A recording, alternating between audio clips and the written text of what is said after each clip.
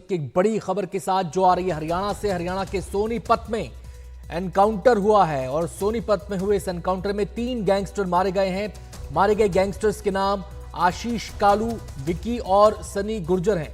सोनीपत के खरखौदा इलाके में यह एनकाउंटर हुआ। दिल्ली पुलिस क्राइम ब्रांच और हरियाणा एसटीएफ का ये ज्वाइंट ऑपरेशन था। सीधे हम रुख करेंगे, हमारे साथ हमारे संवाददाता मुकेश जुड़ गए हैं और जानकारी देने के लिए। मुकेश, पहला सवाल, किस गैंग से इन गैंगस्टर्स का ताल्लुक था?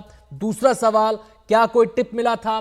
तीसरा सवाल, क्या किसी वारदात के इरादे से इस इलाके में दाखिल हुए थे? देखिए, दिल्ली पुलिस की क्राइम ब्रांच और हरियाणा एसटीएफ, इनको ये जानकारी मिली थी कि जो 3 बड़े गैंगस्टर हैं, आशीष कालू, विक्की रिधाना और सनी गुर्जर, ये तीनों सोनीपत के खरखौदा के आसपास किसी वारदात को अंजाम देने आए हैं। और इसी इनपुट पर जो दिल्ली पुलिस की क्राइम ब्रांच की टीम है और हरियाणा एसटीएफ है, उसने एक ज्वाइंट ऑपरेशन के तहत अब से कुछ देर पहले ही खरखौदा के पास जो ये 3 गैंगस्टर हैं, इनको घेरा और ये लोग एक गाड़ी में सवार होकर वहां से जा रहे थे। जब इनको इंटरसेप्ट किया गया और इनको रोकने के लिए कहा गया, तो पुलिस का आरोप यह है कि इन तीनों गैंगस्टरों ने कार के अंदर से फायरिंग कर दी। उसके बाद हरियाणा एसटीएफ और दिल्ली पुलिस की क्राइम ब्रांच ने मिलकर जवाब में फायरिंग की और इस फायरिंग में आशीष कालू, विक्की रिधाना और जो सनी गुर्जर है, ये तीनों गैंगस्टर मौके पर ही मारे गए और दर्जनों राउंड वहां पर फायरिंग हुई है। पुलिस के मुताबिक ये तीनों गैंगस्टर हिमांशु भाऊ गैंग से जुड़े हुए थे। हिमांशु भाऊ इस समय अमेरिका में है और रोहतक का रहने वाला है।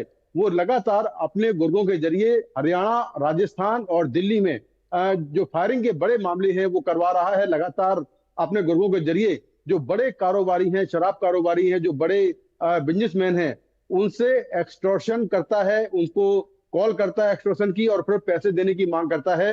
और पैसे नहीं देने पर वो अपने गुर्गों के जरिए उन पर फायरिंग करवा देता है।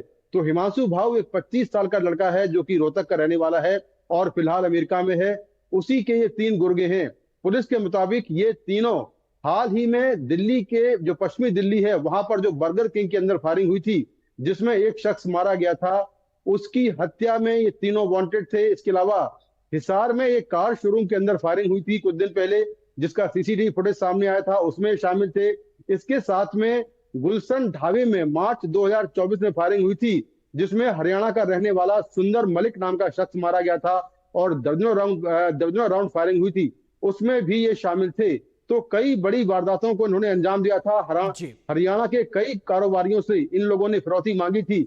और जिस तरह से पिछले 2-3 दिनों से हरियाणा में जो वारदातें हो रही थी, जिसमें एक जेजेबी के नेता की हत्या भी शामिल है, इसके साथ में जो कार शोरूम में फायरिंग थी, उसके बाद तमाम जो विपक्षी दल हैं, उन्होंने हरियाणा सरकार को निशाने पर ले लिया था और कहा था कि हरियाणा में कानून व्यवस्था खत्म हो गई है। तो इसके बीच में ये इनकाउंटर अपने आप में जो हरियाणा एसटीएफ है, हरियाणा पुलिस है और जो दिल्ली पुलिस की क्राइम ब्रांच है, ये बताएं, क्या ये तीनों गैंगस्टर हरियाणा में ही मौजूद थे और हरियाणा के एक इलाके से दूसरे इलाके में गए, या फिर ये हरियाणा से बाहर किसी राज्य से आ रहे थे? क्या ये दिल्ली से आ रहे थे? क्योंकि ज्वाइंट ऑपरेशन हरियाणा एसटीएफ और दिल्ली पुलिस का है।